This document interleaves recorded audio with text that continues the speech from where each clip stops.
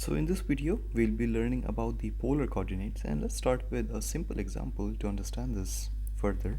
So let's say we have a point here. Let's call this point A, and we want to find where is this point located.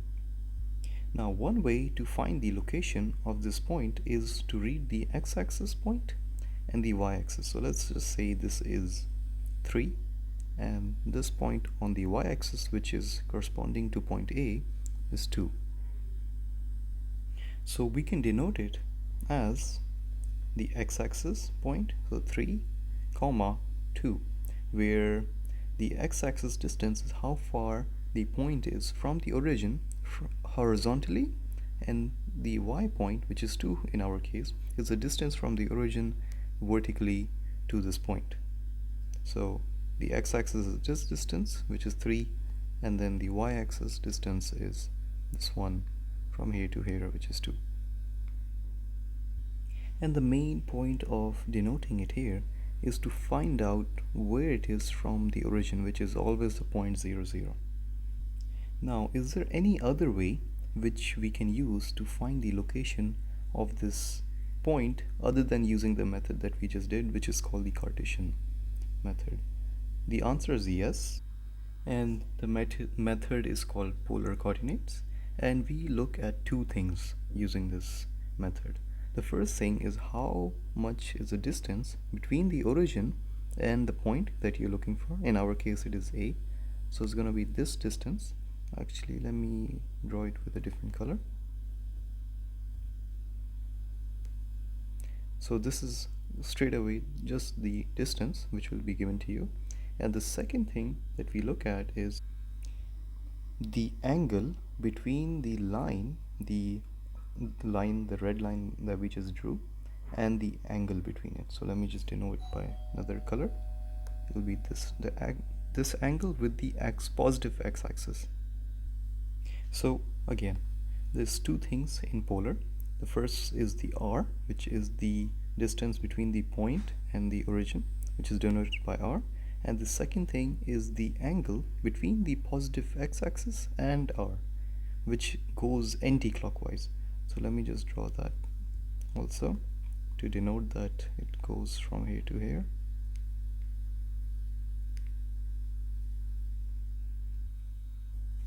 So another way to denote this in polar is the r itself and the angle, and this is called polar coordinates.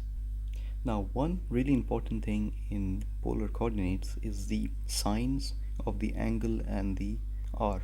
So now we'll be doing some examples to understand this further. So let's say that we are given a line, the r is 2, and the angle from the negative x-axis is pi over 6. Now if this was the normal Cartesian equation, you would just find the x-axis value, which is going to be negative over here, and the y-axis value, which is also going to be negative, and you will just plot that. Let's say this is negative 3 and this is negative 4. So you would just say negative 3 comma negative negative 3 comma negative 4, and that's it. In polar, there are multiple ways to represent the same point with different r value or the angle value. So now let's graph this, or let's actually find the polar points of P here.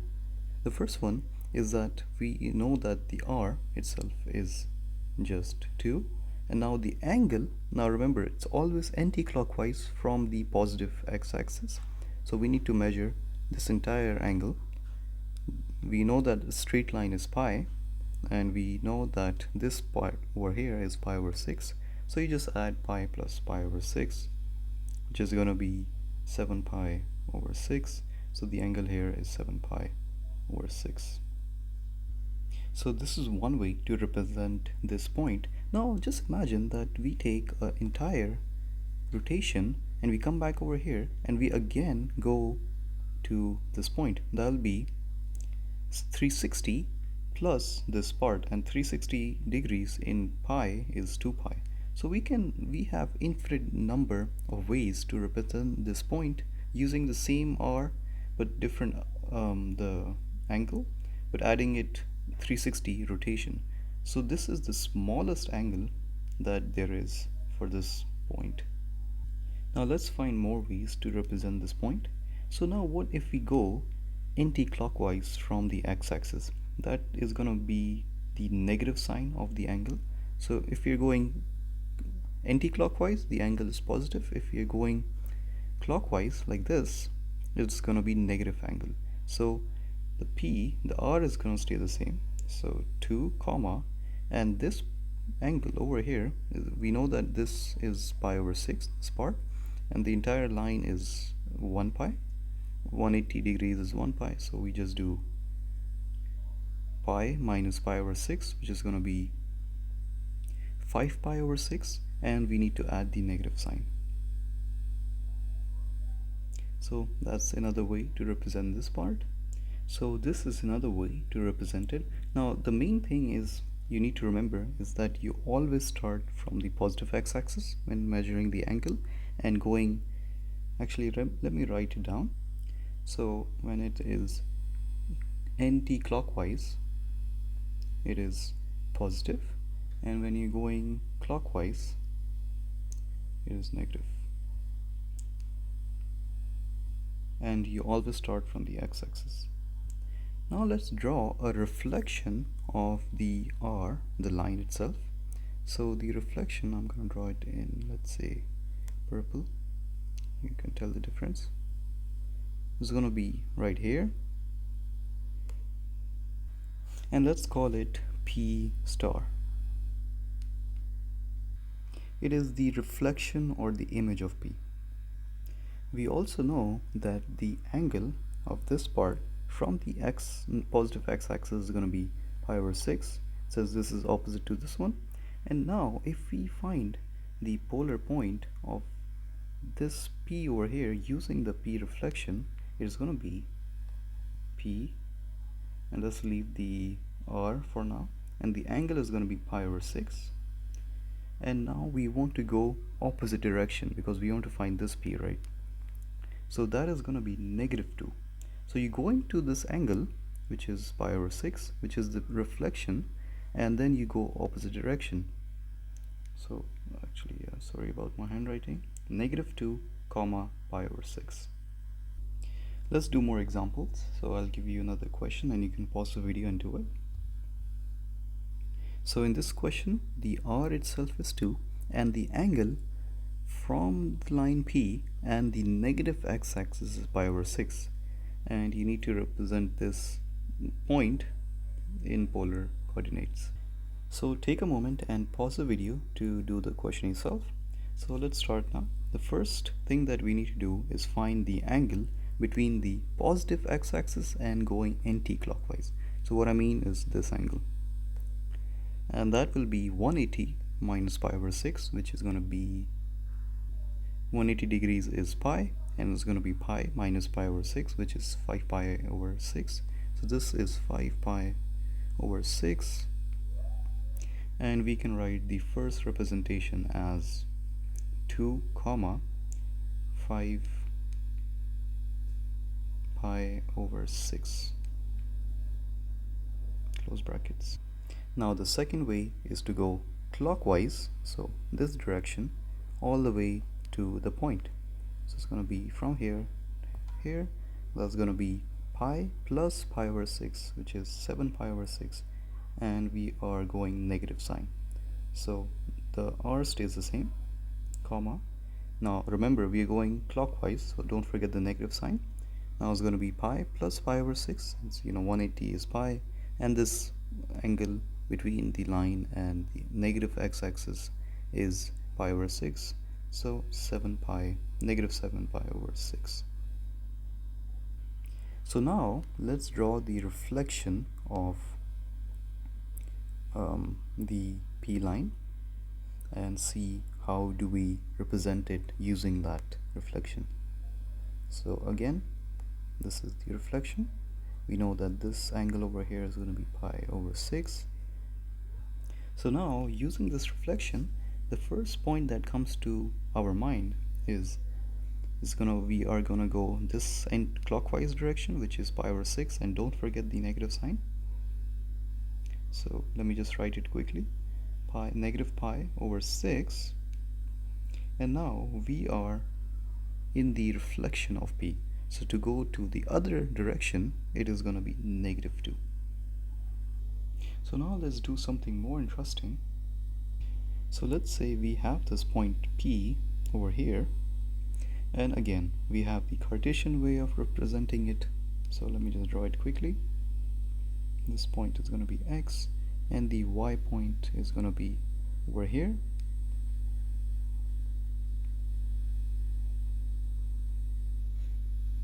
Now as we are doing it in polar, it's going to be this r. So I'm going to denote this by r, and we have the angle, which is delta.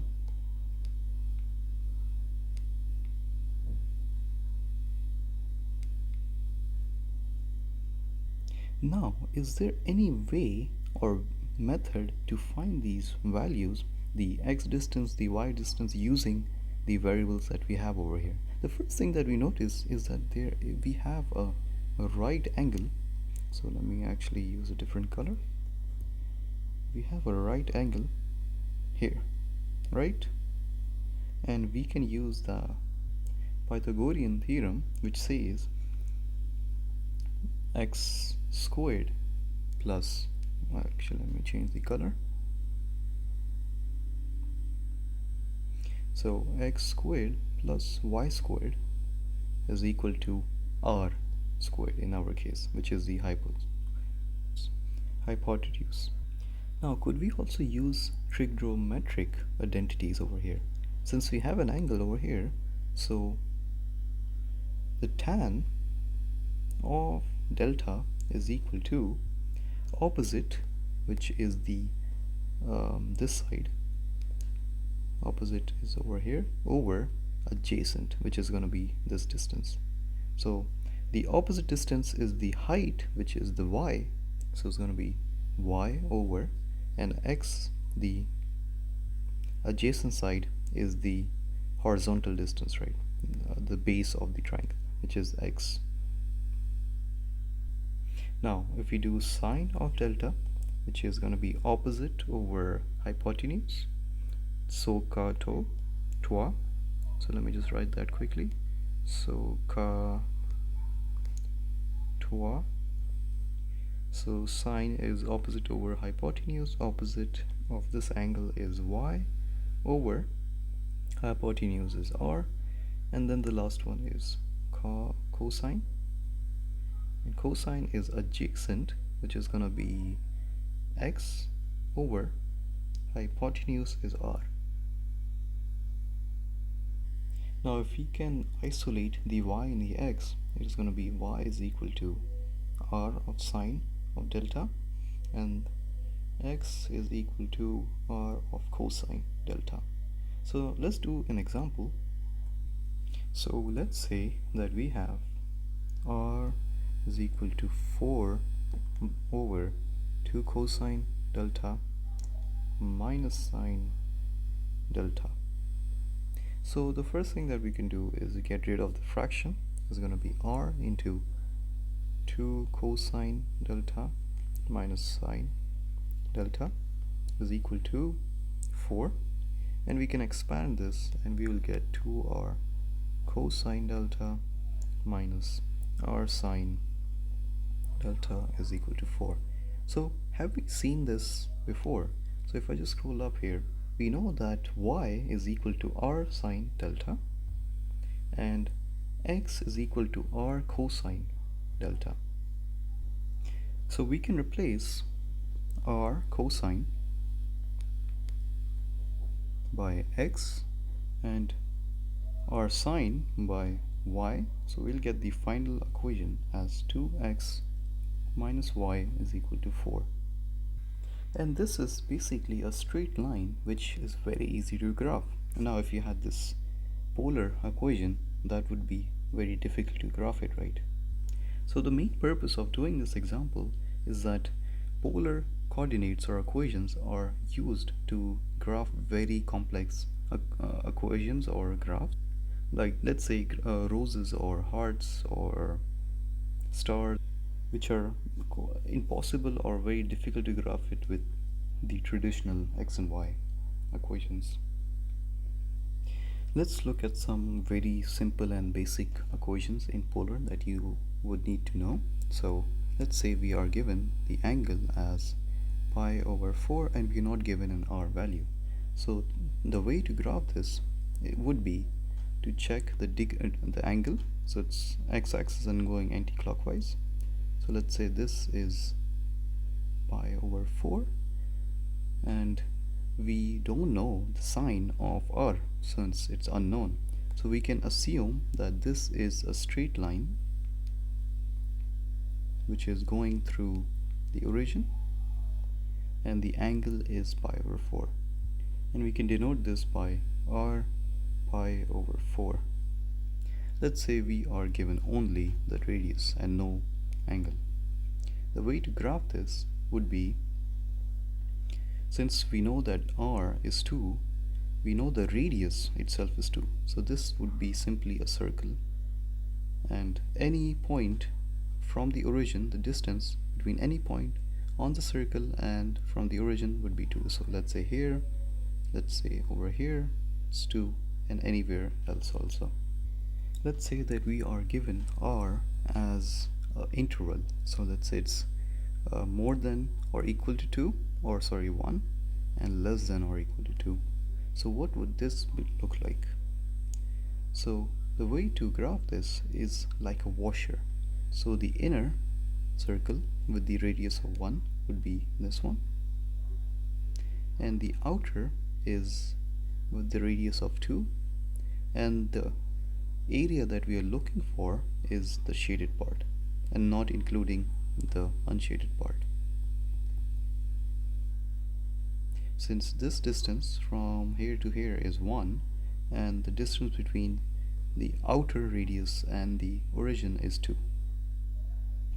And that's it for this video. So in our next video we are going to look at how to graph a lemazon, and there are 4 cases in lemazon. So the first one is an inner lemazon, second one is a cardioid, third one is a dimple, and the last one is convex. We are also going to look at how to graph roses, and the 2 cases in roses is even number of petals or odd number of petals. And the last one is what is called a lemon skate,